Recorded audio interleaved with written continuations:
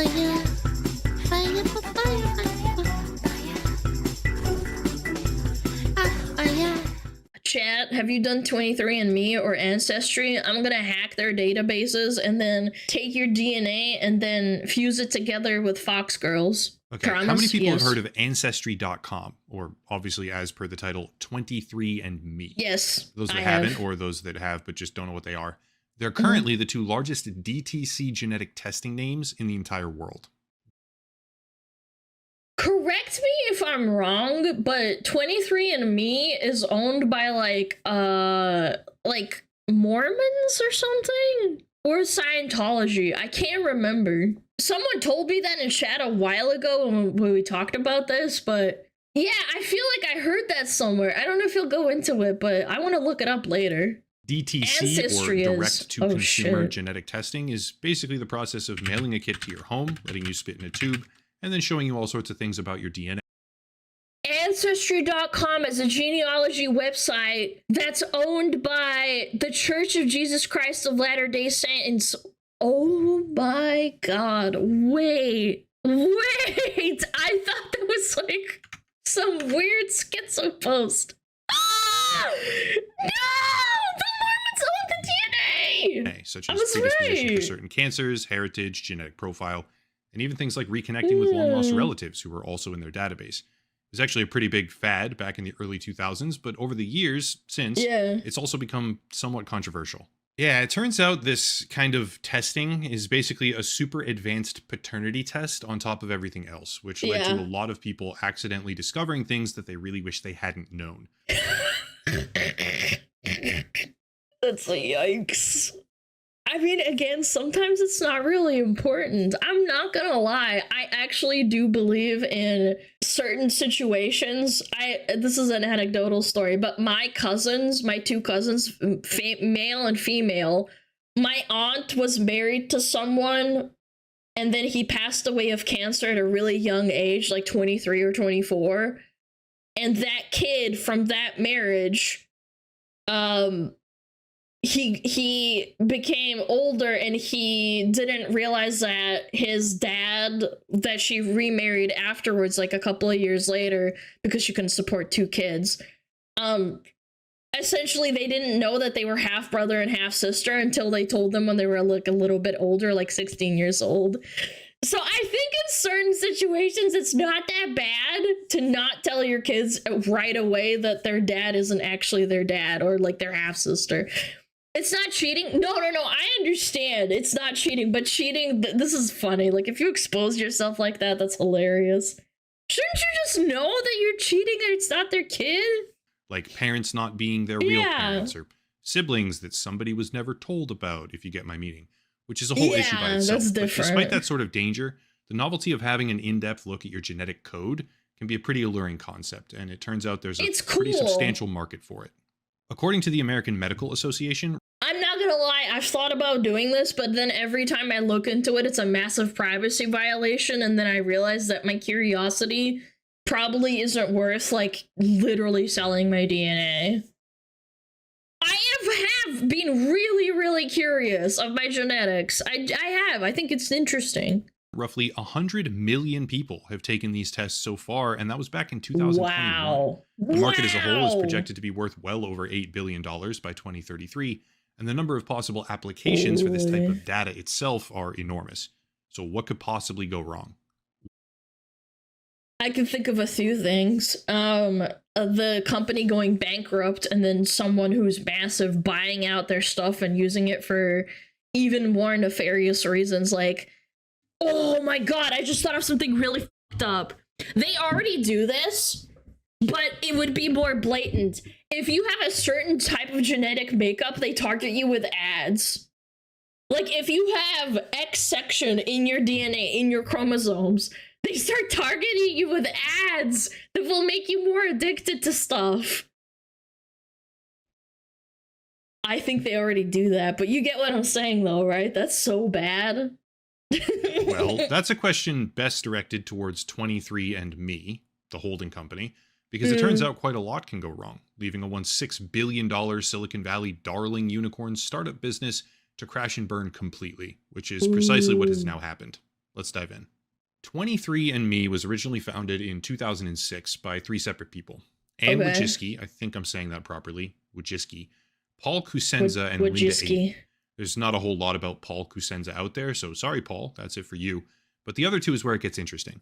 Now, just to explain something real quick, Anne Wojcicki is part of the club. And if you don't know what I mean by that, it's actually very simple. Anne Wojcicki was... She owns Tinder, doesn't she? I've seen her face before, doesn't she? Married at the time, they're divorced now, to Sergey Brin, co-founder of Google. And her sister...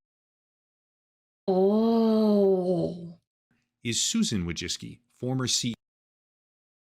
The YouTube CEO! Oh my god! CEO of YouTube. After the company was conceptualized and founded by Linda Avey, she was the original architect. Anne Wojcicki comes on board and starts amplifying. Oh, thank God I never gave my DNA. Holy crap. Amplifying the business as much as humanly possible. She was big on promotion and advertising, as far as I can tell. One of her chosen methods of doing that, so it seems, was by targeting a sort of high society demographic. And that's where we get things called spit parties, which is literally just a bunch of rich and famous people getting genetic... I thought that's a spit roast for a second. I had to do a double take. Ancestry.com being owned by Mormons is surprised me, to be honest. They've been big into ancestral records and lineage for a long time. Clearly, they've just monetized what they had already. Yes, that's what I'm saying. Like, people were saying, oh, that's not real. It's like, I can kind of see it. Like, I'm not 100% certain on it, but I can definitely buy into this, like, little spiel about how there's a Mormon section that owns part of Ancestry or has some sort of investment into it. Tested together because it's a social fad and they all know each other. Yeah. In essence, 23andMe becomes a beacon of elitist socialite trends in the world of Hollywood, venture capital, and even government. If you want even more proof of this, here's a photo of Linda Avey, Anne Wojcicki, also her husband, obviously, Rupert Murdoch, and Harvey. Well, well, well, look who it is. Mr. Harvey Weinstein, right there in plain sight. Like, nobody talks about it, though.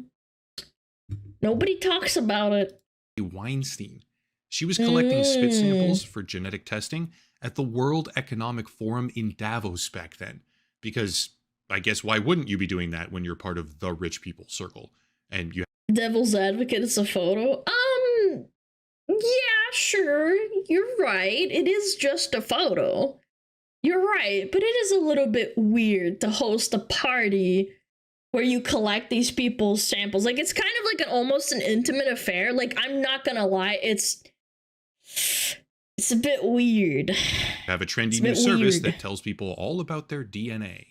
Regardless, though, I do think it's fascinating that a company went around for quite some period of time targeting and collecting genetic information on all the world's most rich and powerful people. I bet there's another story there, but regardless, somewhere around 2009, according to various reports from the Wall Street Journal, Fortune, and other outlets, Anne Wojcicki decides, no, fuck you, I want to run the company, and convinces the board of directors to vote her partner and the original architect of that company, Linda Avey. She convinces the board of directors to vote her out. There's that is deliciously evil. This whole press release where she emails people and says, Linda's going to go work on Alzheimer's research now. Bye-bye. And sure enough, she takes full control. I should be clear, there's actually a pod... I didn't even... That's fucked up. That you're allowed to just convince the entire board to vote them out. That's fucked. Cast now with less than 300 views on YouTube, where Linda Avey straight up confirmed it was not something that I chose at about 31 minutes in, despite the email from Anne Wojcicki reading, quote, I wanted to let you know that Linda Avey will be leaving 23andMe to focus her energy on transforming Alzheimer's research and treatment, leveraging the 23andMe platform. Linda and I have talked about doing research in Alzheimer's since the inception of the company. Linda will be greatly missed by me and my colleagues, but we're glad she will continue to be in a related field, and we are committed to continuing the work that she and I started 3 years ago.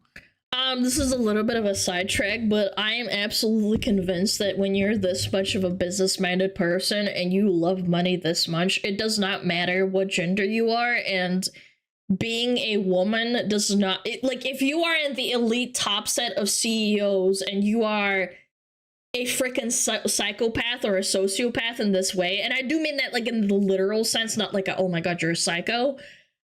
They are very capable. It is a lesser statistic for women to be psychopaths, but they definitely exist. Yeah, you're still a manipulative piece of shit, and you will do anything to like take control of a company or step over people's bodies. You fuck them over to get to that top point. The top 0.1% of like owning the wealth or owning a company and being in control. She sounds so freaking evil. End quote. Yeah, she kicked her out. Linda Avey was a genetic scientist who actually founded the company, so this was really just the whole obligatory "it's for the best" type press release being thrown out there by Anne Wojcicki, because she just backdoored the company. It's kind of a perfect stage here when you think about it, no? Multi-billion-dollar startup, some of the biggest names in the entire technology world, $115 million here from Fidelity Management, $250 million there from Sequoia Capital as they infiltrate the world's most elite technology, media, and governmental billionaire circles. What could... Dude, Sequoia? Oh, God. $250 million from Sequoia. What do they do again? I've heard that name before. They just... Yeah, Sequoia Capital, building legendary companies. Yeah, venture capital company. I remember there's like not trust fund builds, but there's people who invest so much money into Sequoia to build on to like IPs and found IPs to create even more money by investing into these.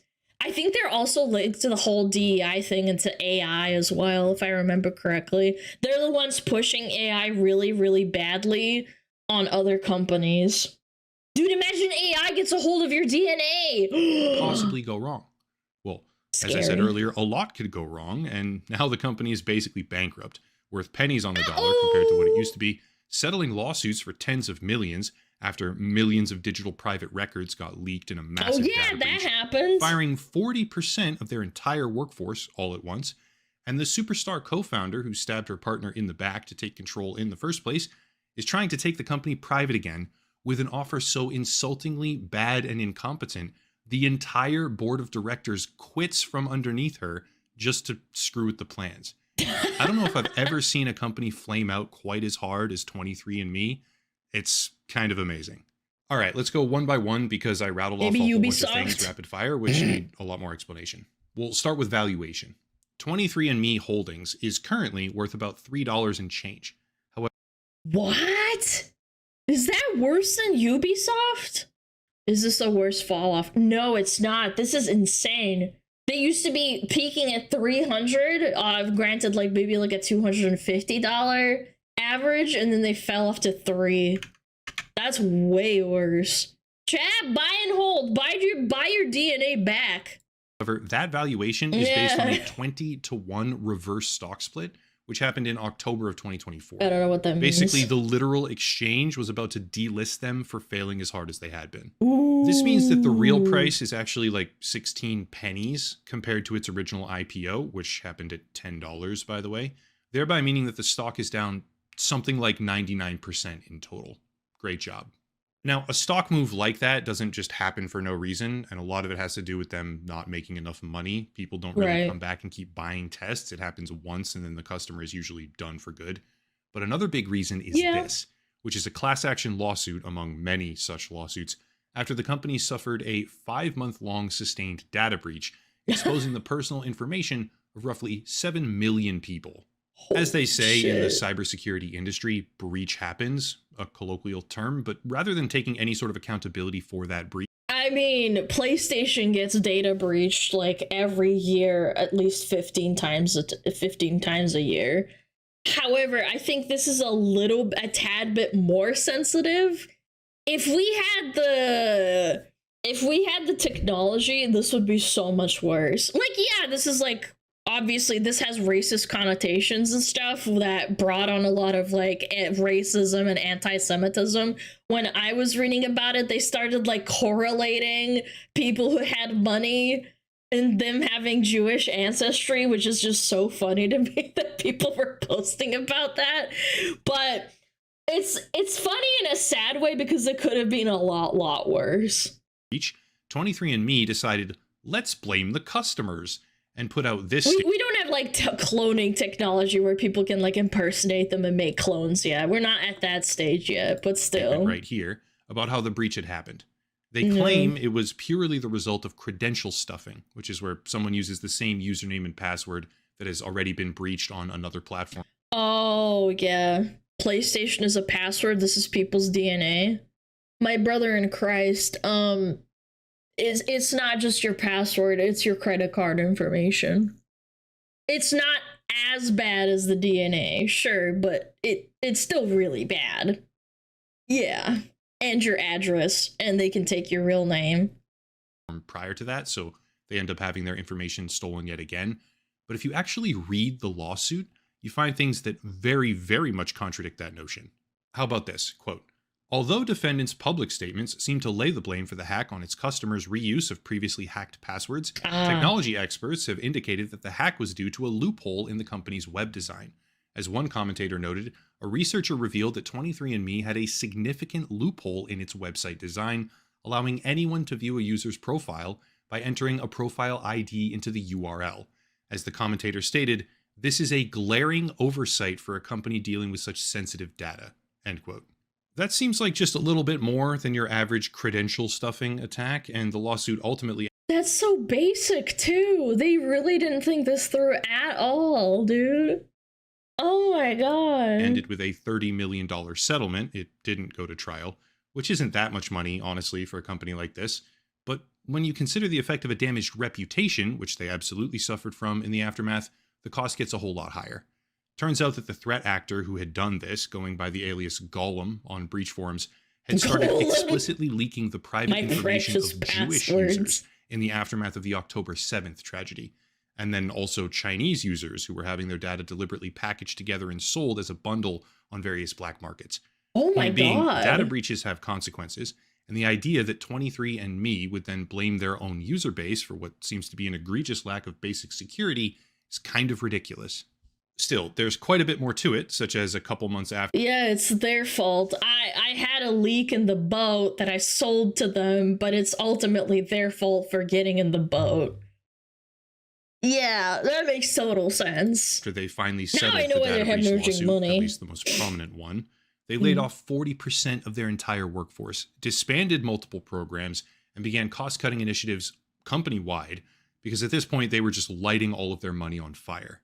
Except, don't worry, it gets better, or I guess worse, because a company struggling this badly is ripe for a takeover, and that's precisely what Anne Wojcicki tried to do with a proposal to take the whole thing private in mid-2024.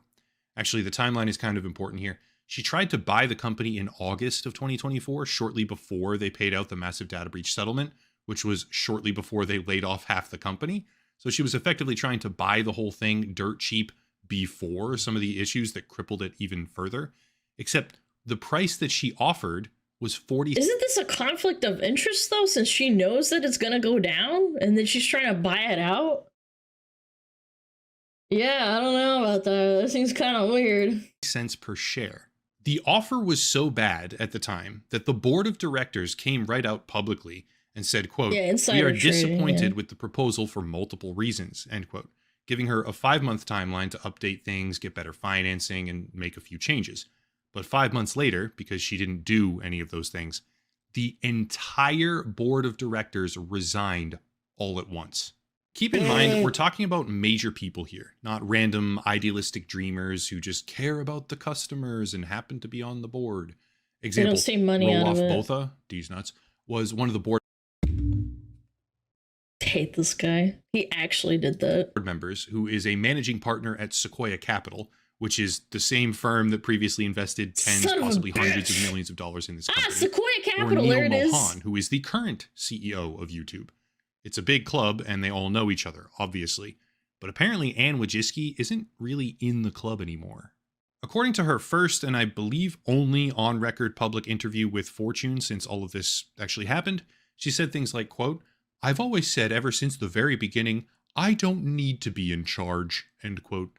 But the dual structure of the shares, the fact that she has a controlling majority. There's no ego for me. I care about the vision and the mission. It's worth noting that some women CEOs say sexist double standards make it impossible for women to operate in founder mode. When they do, they risk retaliation from their staff and boards. Chat, when you have that much power and money, you genuinely, it's not about women. I think they just think you're stupid. They could see through your bullshit, and it's not about you being a girl. And literally kick. And again, it circles back to like, it's convenient to say this kind of stuff when it works for you. Yeah, the entire thing resigned, and then now she's mad at them. The real founder of the company out of it all the way back in the first few Classic. years. Kind of suggests otherwise. At least that's my opinion. Overall, there's blood in the water. The company has assets, but those assets are going to be the target of investor lawsuits now because the spectacular implosion of a once booming social trend is a carnival that just keeps on going. When a CEO cements her power, right, or herself in the power structure to such an immovable extreme that the rest of the entire leadership structure just up and quits, you know it's bad. And when we talk about that big club that we're not in, it seems to me like she was in it and she was married to someone big in it, but now they're basically kicking her out because she's losing everyone obscene amounts of money and won't stop fucking it up while making herself in charge of everything. That's my take. Either way, I actually think the company's baseline value is probably quite a bit higher than where it sits right now, considering the type of data that they have and also who they have that data for. But the data isn't actually that valuable yet. Again, I think in like 100 years, that data would be invaluable. It's kind of like, yeah, 100 years ago when we didn't have the internet, if you found out everybody's address and telephone number and their preferences for like foods and stuff, it was still really valuable, but to some extent it wasn't as useful because you didn't have the tech yet. You didn't have the ability to research or actually implement the information that you have. That shit's closer than you think. Guys, we can't clone people yet. We're not that close. Come on. Like fingerprints 100 years ago? Yes, that's actually kind of a good example. Yeah, fingerprints, like, yeah, it's useful for, like, catching crooks and criminals, but, like, you can't really do anything yet. Or even in the 1980s when they didn't have DNA, like, yeah, it was useful to have the DNA information because they had very basic ability to identify people, but they couldn't narrow it down to the actual person at the time. Like, when you would catch a criminal and they left behind, like, DNA evidence, they could narrow it down to it being a woman and maybe, I don't fucking know. Okay, I'll just narrow it down to it being a woman or a man. But now, DNA, if you get caught with DNA evidence, they could narrow it down to specifically being you because they had the tech. It's not that valuable yet, but later on it will be. Like, maybe 50 years. Who knows? It's a stunning example of rise and fall for a darling Silicon Valley CEO and her social trend genetic testing service startup that was once making all of the headlines and getting all of the funding and making waves, and as everyone talked about it, even just a few years ago. But yeah, as per the title, the stunning downfall of 23andMe. That's it. If you want to support the channel, check out the links down below. A special VPN deal for anyone who wants it. Monthly memberships, locals, and Patreon. Those are great, right? Supplemental to advertising and all this other stuff. There's plenty of stuff down there. But I'll cut it there and stop rambling. As always, thank you all for watching. Question everything. And have a nice night. I will not question everything. I believe everything chat says. Oh, God. That was a good video, though.